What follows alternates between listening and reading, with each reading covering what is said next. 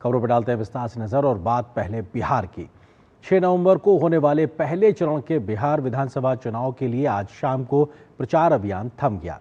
18 जिलों की 121 विधानसभा सीटों के लिए आज आखिरी दिन जमकर प्रचार अभियान देखने को मिला, तो वादों दावों की लंबी फहरिस्त भी आज फिर से देखने को मिली। अमित शाह, राजनाथ सिंह, योगी आदित्यनाथ, जेपी नड्डा से लेकर कई केंद्रीय मंत्रियों और बीजेपी शासित राज्यों के मुख्यमंत्रियों समेत एनडीए के तमाम नेताओं ने आज जोरदार प्रचार किया, तो महागठबंधन पर जोरदार हमला बोला। उधर तेजस्वी यादव के साथ ने आज एक बार फिर से नए वादों की झड़ी लगाई, तो विपक्षी दलों के तमाम स्टार प्रचारकों ने भी आज बिहार के सियासी मैदान में उतरकर जनता से समर्थन मांगा। बिहार विधानसभा चुनाव के बढ़ते सियासी पारे के बीच मंगलवार को प्रथम चरण के प्रचार का शोर थम गया। इससे पहले सूबे के सियासी अखाड़े में सभी राजनीतिक पार्टियों ने पूरी ताकत झोंकी। बीजेपी की ओर से अमित शाह, राजनाथ सिंह, जेपी नड्डा, योगी आदित्यनाथ, शिवराज सिंह चौहान समेत राज्यों के सीएम और स्टार प्रचारकों ने धुआंधार प्रचार किया। बीजेपी के वरिष्ठ नेता और गृह मंत्री अमित शाह ने बेतिया, दरभंगा और चंपारण में एनडीए के समर्थन में जंगल राज के खिलाफ लोगों से वोट डालने की अपील की। अमित शाह ने जनसभा को संबोधित करते हुए विपक्ष पर करारा प्रहार किया और लालू राबड़ी राज में वे घोटाले गिनवाए।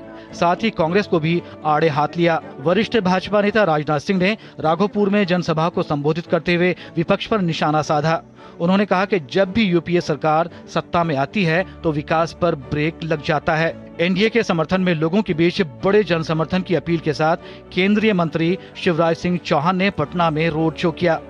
इसी कड़ी में मध्य प्रदेश के सीएम मोहन यादव, छत्तीसगढ़ के उप मुख्यमंत्री अरुण साव, बिहार सरकार के मंत्री नितिन नवीन और भाजपा नेता अनुराग ठाकुर ने रोड शो किया। वहीं असम के मुख्यमंत्री हेमंत बिस्वा शर्मा ने रघुनाथपुर में एक बार फिर घुसपैठियों को देश से बाहर निकालने की प्रतिबद्धता दोहराते हुए राज्य में दोबारा एनडीए सरकार बनाने का आह्वान किया। वहीं दिल्ली की मुख्यमंत्री रेखा गुप्ता ने सीवान में रोड शो किया। इस दौरान उन्होंने कहा कि जिस तरह से बिहार की जनता ने विकास देखा है, बिहार की जनता निश्चित रूप से चाहती है कि एनडीए की सरकार यहां फिर आए और विकास हो। बीजेपी की ओर से आखिरी दिन स्टार प्रचारकों में यूपी के सीएम योगी आदित्यनाथ भी शामिल रहे। एनडीए के समर्थन में योगी ने दरभंगा में रोड शो किया। इस दौरान भारी संख्या में लोग जुटे। इसी कड़ी में बीजेपी की वरिष्ठ नेता और पूर्व केंद्रीय मंत्री स्मृति ईरानी ने पटना में एक प्रेस कॉन्फ्रेंस की और एनडीए के संकल्प पत्र को दोहराया। स्मृति ईरानी ने बताया कि मुख्यमंत्री रोजगार योजना के तहत एनडीए सरकार ने बिहार की 1,30,00,000 महिलाओं को 10,000 रुपए दिए हैं, जिसे दोबारा सत्ता में आते ही 2 लाख किया जाएगा। बिहार विधानसभा चुनाव के पहले चरण के लिए कांग्रेस नेता राहुल गांधी ने मंगलवार को औरंगाबाद में रैली की। रैली को संबोधित करते हुए राहुल गांधी ने कहा कि अगर बिहार में महागठबंधन की सरकार बनती है तो शिक्षा पर विशेष फोकस रहेगा। वहीं मतदान से ठीक पहले राजद नेता तेजस्वी यादव ने एक बड़ा वादा करते हुए कहा कि सरकार बनने के बाद मां बहन मान योजना के तहत महिलाओं के खाते में मकर संक्रांति के दिन 30,000 रुपए भेजे जाएंगे। दूसरी ओर जनशक्ति जनता दल के राष्ट्रीय अध्यक्ष और महुआ विधानसभा क्षेत्र से उम्मीदवार तेज प्रताप यादव ने अपने भाई और राजद नेता तेजस्वी यादव पर चुटकी लेते हुए उन्हें राजनीति में बच्चा बताया।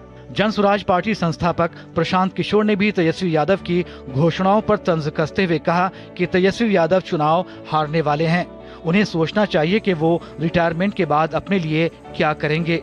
बिहार विधानसभा चुनाव के पहले चरण के लिए 18 जिलों के 121 विधानसभा क्षेत्रों में 6 नवंबर को मतदान होना है।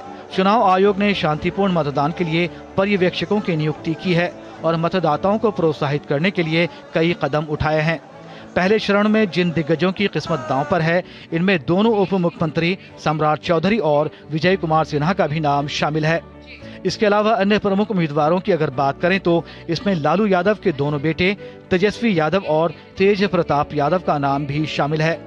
साथ ही भोजपुरी स्टार खेसारी लाल यादव और मैथिली ठाकुर के भाग्य का फैसला भी पहले चरण में ही होना तय है। Bureau report, DD news.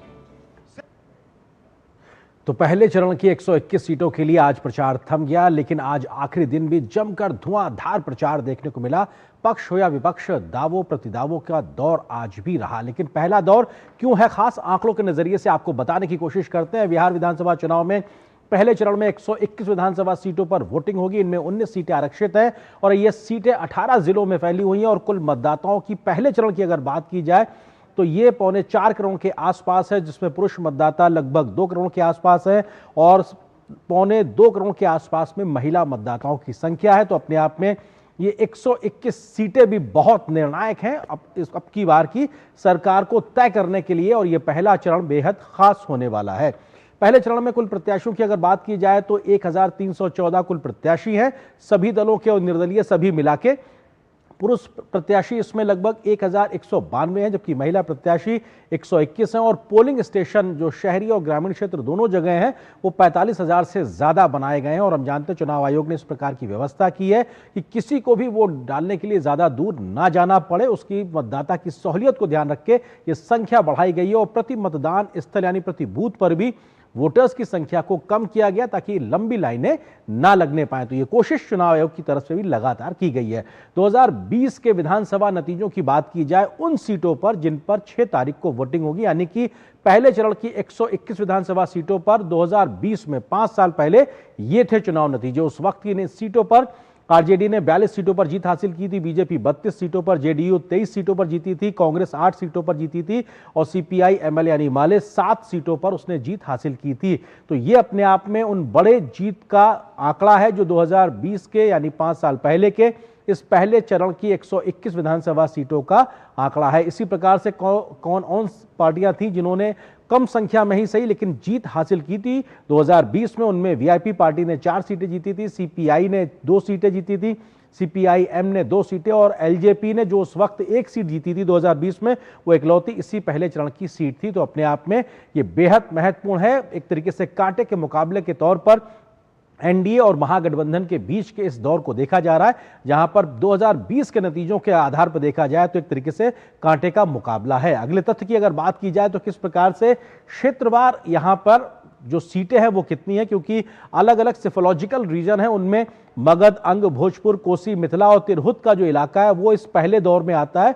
और मगध की 23 सीटों पर दांव लगा हुआ है, अंग की 16, भोजपुर की 35 और कोसी इलाके की 8 सीटें, तो मिथिला की 20 सीटें और तिरहुत की 19 सीटें, यानी कि ये वो तमाम बिहार के अलग अलग क्षेत्र हैं जिनकी इन सीटों पर 121 सीटें टोटल होती है जिन पर की पहले दौर में वोटिंग होनी है। और इन सीटों पर कौन कहां बाजी मारेगा इसके आधार पर तय होगा कि 2025 में बिहार में किसकी बनेगी सरकार। तो ये क्षेत्रवार सीटें हैं। तो इसी प्रकार से पहले चरण की बात की जाए तो कौन कितनी सीटों पर चुनावी मैदान में ताल ठोक रहा है, क्योंकि हम जानते हैं कि ज्यादातर गठबंधनों में चुनाव हो रहा है, इधर एनडीए है तो उधर महागठबंधन है। किस पार्टी के कितने प्रत्याशी इस पहले चरण में अपनी किस्मत आजमा रहे हैं, तो बीजेपी की ओर से 48 प्रत्याशी चुनावी मैदान में है, कांग्रेस की ओर से 24, जन स्वराज पार्टी प्रशांत किशोर की जो पार्टी है वो 117 सीटों पर अपनी किस्मत आजमा रही, तो आरजेडी की ओर से 72 उम्मीदवार चुनावी मैदान में उतारे गए। ये पहले चरण की ही बात कर रहे हैं। तो ये अपने आप में तमाम बड़ी पार्टियां हैं जिनके माध्यम से इस पहले चरण में जो अपने प्रत्याशी उतारे गए हैं उनका जिक्र कर रहे हैं। अगले तथ्य पर जाते हैं और आपको बताते हैं कि किस प्रकार से अन्य दलों ने भी अब इन सीटों पर पे अपने प्रत्याशी उतारे हैं। जेडीयू की बात की जाए तो 57 सीटों पर उसने प्रत्याशी उतारे, सीपीआईएमएल ने 14 पर, एलजेपी रामविलास यानी कि चिराग पासवान की पार्टी ने 13 सीटों पर, एआईएमआईएम यानी असदुद्दीन ओवैसी की जो पार्टी है वो भी इसी दौर में सीमांचल के इलाके में अपनी 8 सीटों पर प्रत्याशियों के साथ में मौजूदगी दर्ज करा रही है। तो पहला जो चरण है वो गठबंधनों और गठबंधनों में भी जो राजनीतिक दल हैं उनके लिहाज से कौन कितनी सीटों पर अपनी चुनावी ताल ठोकता नजर आ रहा, उसका हमने जिक्र किया है। तो ये अपने आप में बेहद महत्वपूर्ण। अगला आपको तथ्य दिखाते हैं कि पहले चरण के दिग्गज उम्मीदवार कौन है। सम्राट चौधरी जो जाना माना नाम है, उप मुख्यमंत्री तारापुर से भाजपा के प्रत्याशी के तौर पर अपनी मौजूदगी दिखा रहे हैं। तो वहीं दूसरे उप मुख्यमंत्री विजय कुमार सिन्हा जो कि लखीसराय से भाजपा के उम्मीदवार हैं, वो भी इसी पहले चरण में उनकी किस्मत भी दांव पे है और अपने आप में नतीजे बताएंगे कि आखिर इस बार क्या होता है। मंगल पांडे स्वास्थ्य मंत्री हैं और अपने आप में बीजेपी का एक बड़ा चेहरा है, वो भी सीवान की सीट से भाजपा के उम्मीदवार है इस पहले चरण में। जल्दी से अगले चेहरों की अगर बात कर सके तो हम बताते हैं कि मैथिली ठाकुर अलीनगर से भाजपा की प्रत्याशी है, लोक गायिका और महज 25 साल इनकी उम्र में सबसे युवा प्रत्याशी के तौर पर अपनी मौजूदगी दर्ज कराती हुई दिखाई पड़ रही। बहुत ज्यादा चर्चित है इनका चुनाव भी। दानापुर से भाजपा के उम्मीदवार रामकृपाल यादव हैं, पूर्व केंद्रीय मंत्री हैं और वो भी यहाँ पे चुनावी ताल ठोकते नजर आ रहे हैं। पहले चरण के प्रमुख उम्मीदवारों का हम जिक्र कर रहे हैं। इसी तरीके से श्रवण कुमार इस वक्त ग्रामीण विकास मंत्री बिहार सरकार में जदयू की ओर से नालंदा सीट से अपनी चुनावी किस्मत आजमा रहे हैं। नीतीश कुमार के काफी करीबी माने जाते हैं। इसी तरीके से बात की जाए अगले चेहरे की तो विजय कुमार सिन्हा, ये भी एक कद्दावर मंत्री के तौर पर जल संसाधन मंत्री हैं। इस वक्त बिहार सरकार में जेडीयू के सराय रंजन से वो अपनी विधानसभा से चुनावी किस्मत आजमा रहे हैं पहले ही दौर में, यानी कि 6 तारीख को उनके लिए वोटिंग होगा। इसी प्रकार से तेजस्वी यादव जो कि महागठबंधन की ओर से सीएम पद के उम्मीदवार है, राघोपुर जो परंपरागत आरजेडी की सीट है वहां से आरजेडी के उम्मीदवार हैं। पूर्व उप मुख्यमंत्री के तौर पर अपनी वो पारी खेल चुके हैं और अभी मुख्यमंत्री के लिए अपनी दावेदारी रख रहे हैं। शत्रुघ्न यादव उर्फ खेसारी लाल जाने माने भोजपुरी कलाकार हैं, छपरा से आरजेडी के उम्मीदवार हैं। वो भी पहले दौर में उनकी चुनावी किस्मत तय होने वाली है। तो ये अपने आप में बेहद महत्वपूर्ण चर्चित चेहरे। रघुनाथपुर से राजद के उम्मीदवार हैं उसामा शहाबुद्दीन जो कि बाहुबली शहाबुद्दीन के बेटे हैं और यहाँ का भी जो रघुनाथपुर का जो चुनाव है, जो सीमांचल का चुनाव है, वो भी बेहद चर्चित है कि उसामा साहब को लेकर भी लगातार सियासी बाढ़ चलते रहे हैं। तो इस लिहाज से भी ये तमाम दिग्गजों की बात जो होती है उसमें ये नाम भी आता है। तेज प्रताप यादव, लालू यादव के दूसरे बेटे जिन्हें पार्टी और परिवार से निकाला गया, उन्होंने जनशक्ति जनता दल अपनी पार्टी बनाई और बहुआ सीट से वो चुनावी मैदान में लालू प्रसाद यादव के बड़े बेटे हैं और पूर्व मंत्री के तौर पर भी वो रहे हैं। तो ये बेहद महत्वपूर्ण चेहरे जो कि पहले चरण में अपना किस्मत आजमाते नजर आएंगे। अनंत कुमार सिंह मोकामा से एक बाहुबली के तौर पर उनकी जो पहचान रही और अभी जिस प्रकार से कांड हुआ उसके बाद में उनको इस वक्त वो जेल में भी हैं। वो मोकामा से जेडीयू के प्रत्याशी हैं, 4 बार के विधायक हैं और लगातार वहां के इलाके में अपने आप में वहां की उनकी मौजूदगी बहुत कुछ सवालों के घेरे में रही है। लेकिन मौजूदा चुनाव में किस प्रकार से जनता उनके प्रति समर्थन दिखाती है, नहीं, ये अपने आप में आने वाले वक्त में पता लगेगा जब नतीजे बाहर निकल के आएंगे। तो ये प्रमुख उम्मीदवार हैं जो अपने आप में पहले दौर में चुनावी किस्मत आजमाते नजर आ रहे हैं। तो ये देखना दिलचस्प होगा कि इन तमाम उम्मीदवारों के पीछे इस बार जनता कैसे खड़ी होती है और किसको विधानसभा तक का सफर आगे बढ़ाती है। तो यहां पर हम आगे बिहार की सियासी खबर पे